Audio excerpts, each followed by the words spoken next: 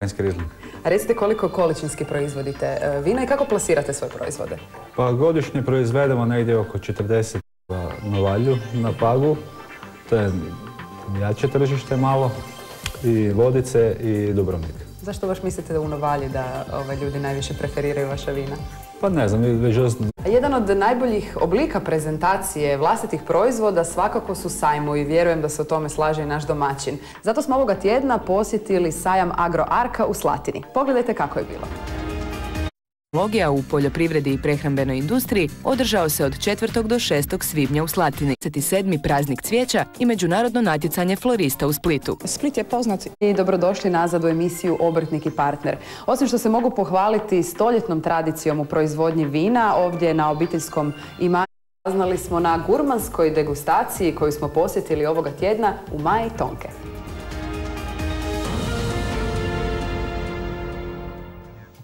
Hrvatska se već odavno profilirala kao zemlja s raznolikom autohtonom gastronomskom ponudom, no još uvijek postoje neki predjeli koji su, usprkos svojoj bogatoj tradiciji i kvalitetnoj ponudi, pomalo zanemareni. U cilju bolje promocije jednog takvog mjesta, dvije su mlade ugostiteljice s Korčule preuzele inicijativu te stvorile pravi korčulanski ambijent u srcu grada Zagreba. Htjeli smo malo predstaviti Korčulu. Korčulu kroz vino, Korčulu kroz hranu koju mi spremamo, Korčulu kao jednu novu snagu na gastronomskoj sceni.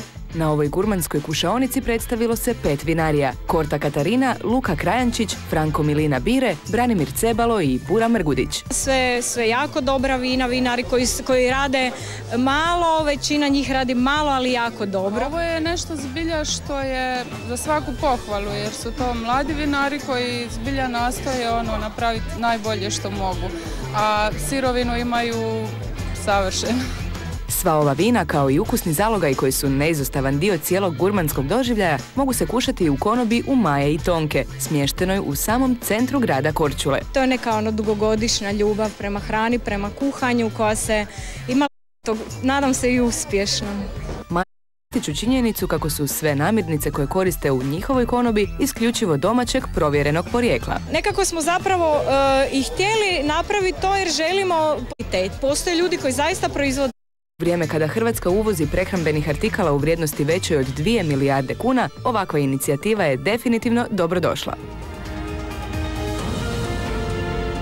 I upotreba za drugi i 50.000 kuna za treće nagrađeni prijedlog. Teme unutar kojih je moguće prijaviti projekte su dom i prostor, odjeća, obuća i nakit te poslovna oprema i darovi, dok su prehrambeni proizvodi isključeni.